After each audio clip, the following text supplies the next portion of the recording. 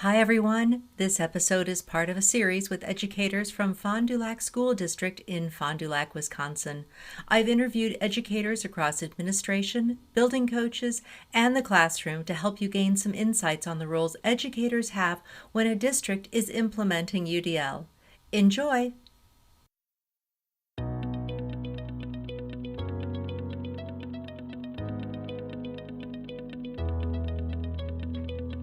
Hello, and welcome to UDL in 15 Minutes, where educators discuss their experiences with UDL. I'm Louie Lord Nelson, UDL author and leader. Today, I'm talking with Shannon Schultz, who is a special education instructional coach in Fond du Lac, Wisconsin. Today, Shannon is going to talk about the district's UDL Readiness Rubric and the use of data in classrooms.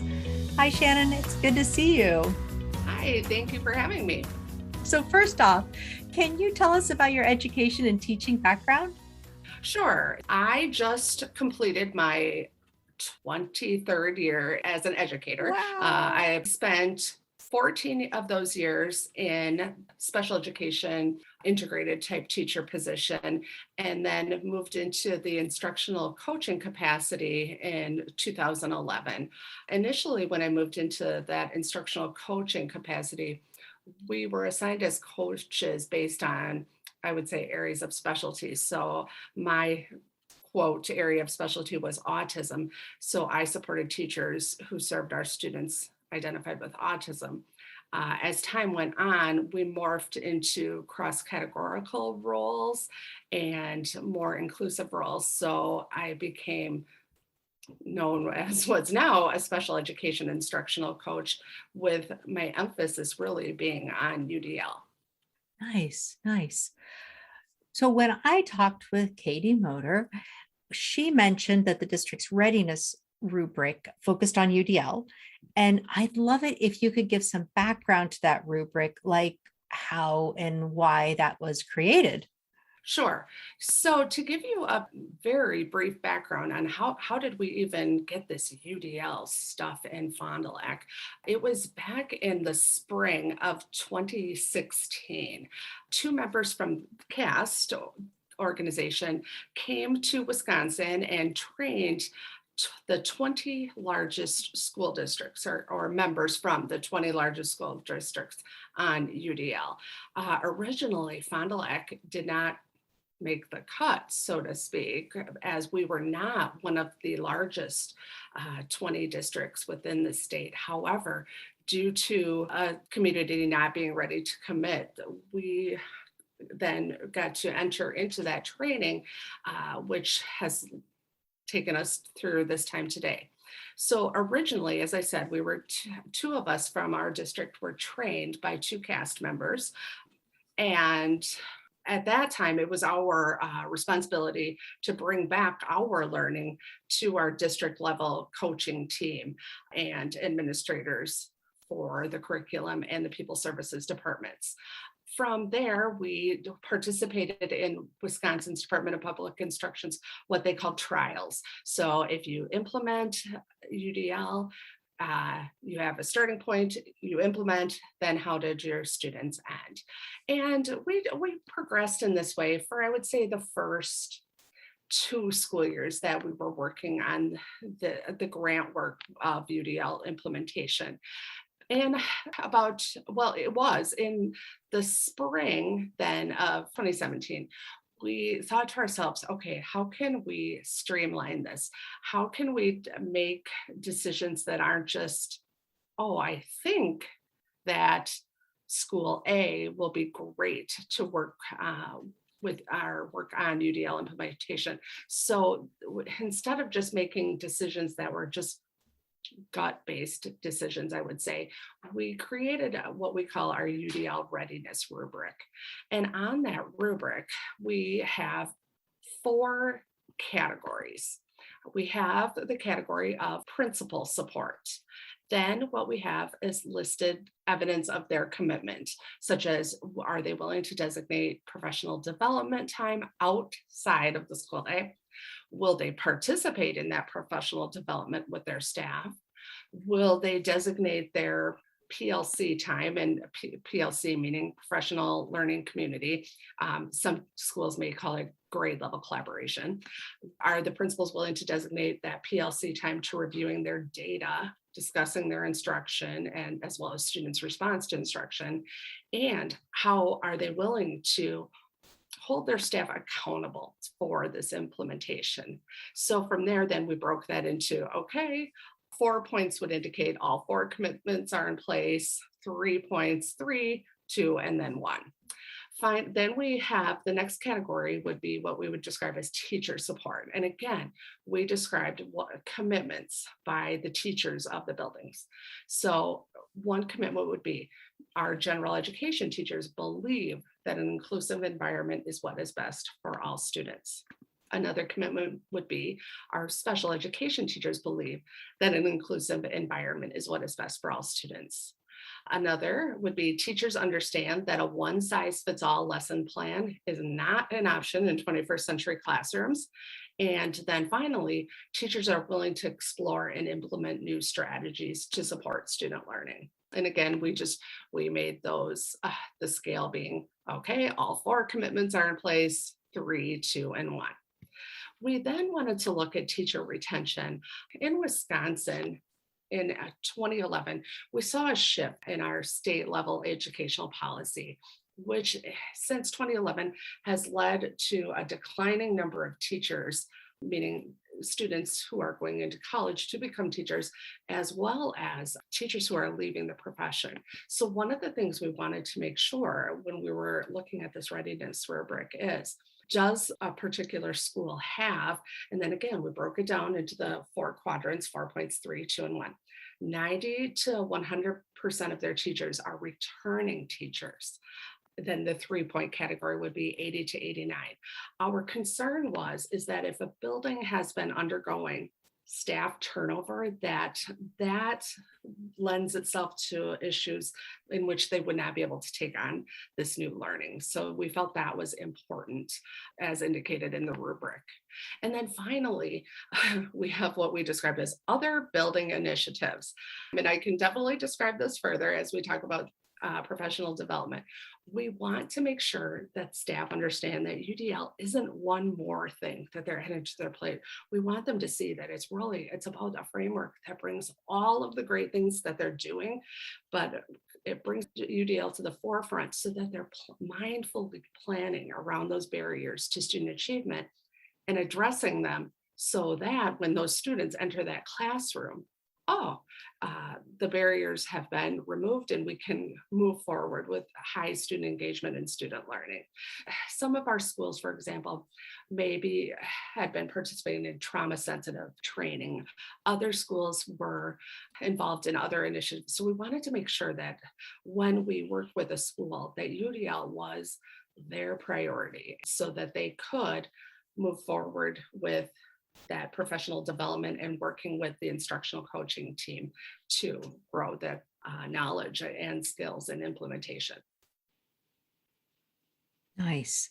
I, first of all, really love the fact that in the course of speaking with several people now from Fond du Lac, every single one of you have said UDL isn't one more thing. Mm-hmm. This is definitely a theme that you all have said. And I think it's wonderful because that is the message that those of us who are passionate about UDL and are helping to spread that message talk about. That it's a framework, everything fits with and connects to UDL, and then with other structures and frameworks and features. So that's just so key and so important. I absolutely love this readiness rubric and how you all thought through the principal supports, teacher support, teacher retention, because that is so key.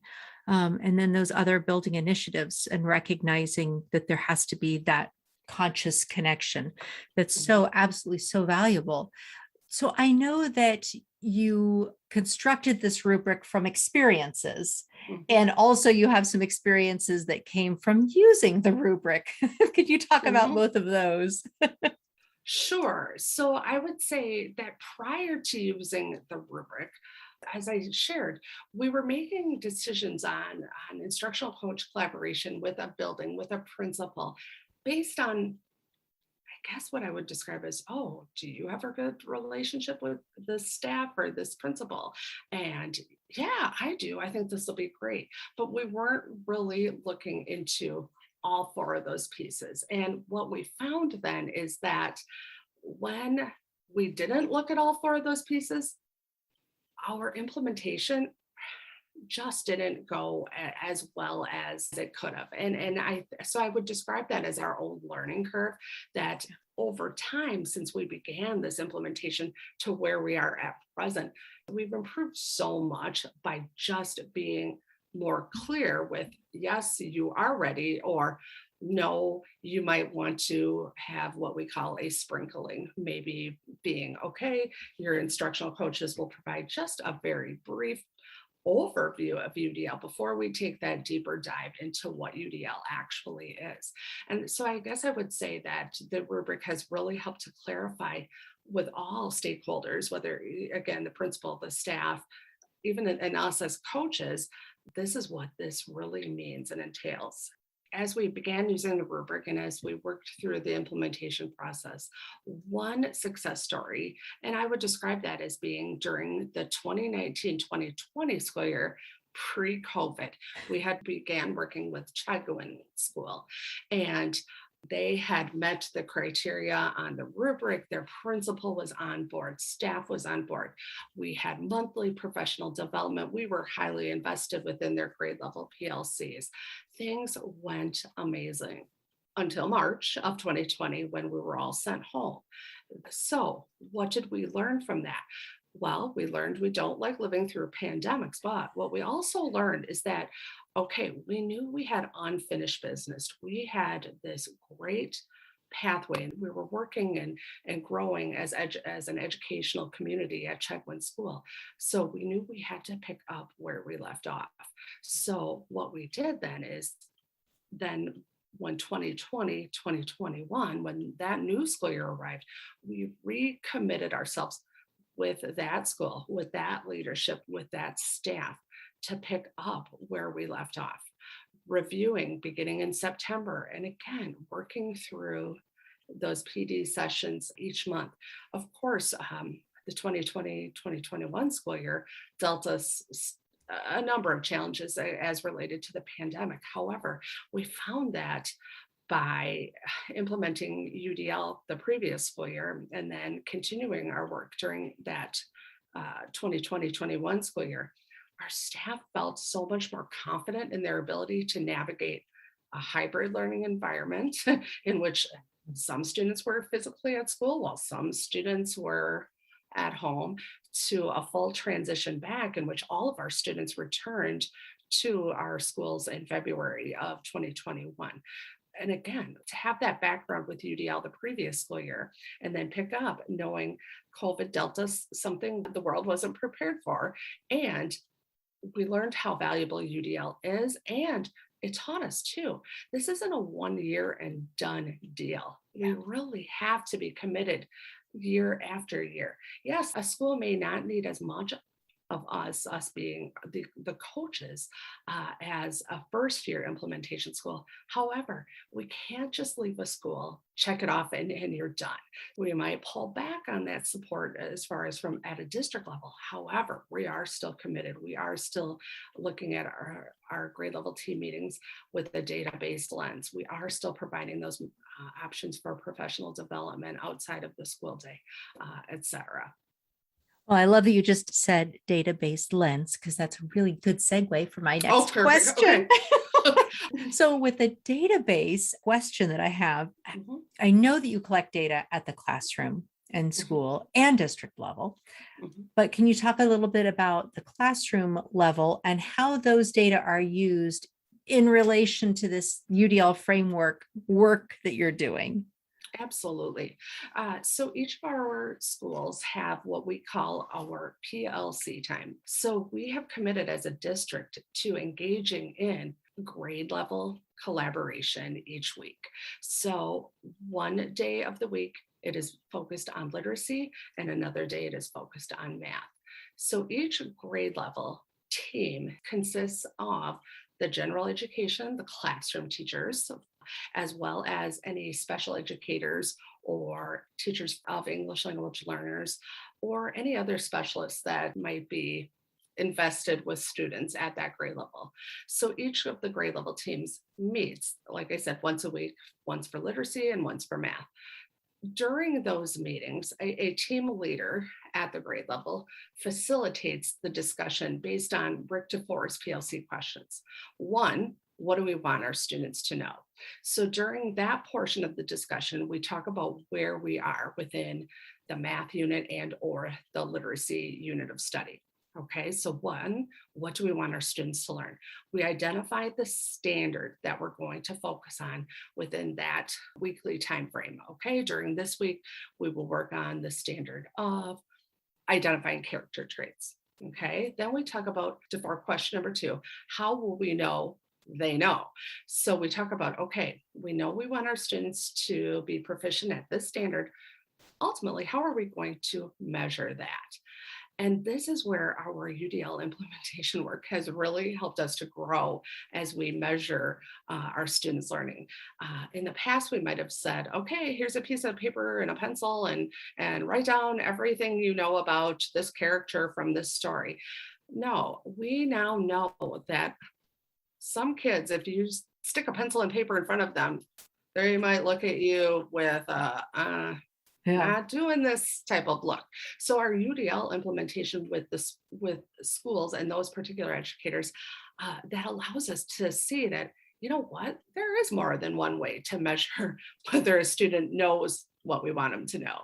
So that our common formative assessments have morphed from simply paper pencil to kids recording on a flip grid, from kids who enjoy drawing to they may create an illustration and then share with their teacher, oh, I drew this because I wanted you to see that the character is such and such a way. Okay, so one, again, that first question being, what do we want our students to know? The second being, how will we know if they know? Third, what do we do if they don't know? Okay, now that's a little bit on the reactive side, we might think. However, our reality is that we may not get 100% proficient on that first try. So what we come back to the table and say, okay, each of those classroom teachers would indicate, okay, I had X number or X percent of students who were proficient. This percent, we might describe them as a proficiency of a 2. They're approaching it. They just still need that little bit of teacher support. And then this number or this percent of students are at a proficiency level of a level 1, meaning they need a lot of teacher support yet. So again, the creativity that teachers bring to the table when they've worked and learned and understand UDL allows us to say, have you thought about trying this? Mm-hmm. Have you thought about trying that? So we can then, even though it may seem reactive, like I said, that's our reality. Is not everyone achieves that proficiency level that we might want on the first try. So we can then say, oh, but I tried this. Why don't you try that? Right. Well, so that's how formative is defined, right? It's iterative. Right. So you guys are living it. It's perfect. Yes. And then that fourth question, and boy, as a special educator, this has been a learning curve for me. What do we do if our students already know? And the beautiful thing when you have this grade level or this team-based collaboration is we can then take a look at those kids who have established that proficiency level that we want and maybe are progressing beyond.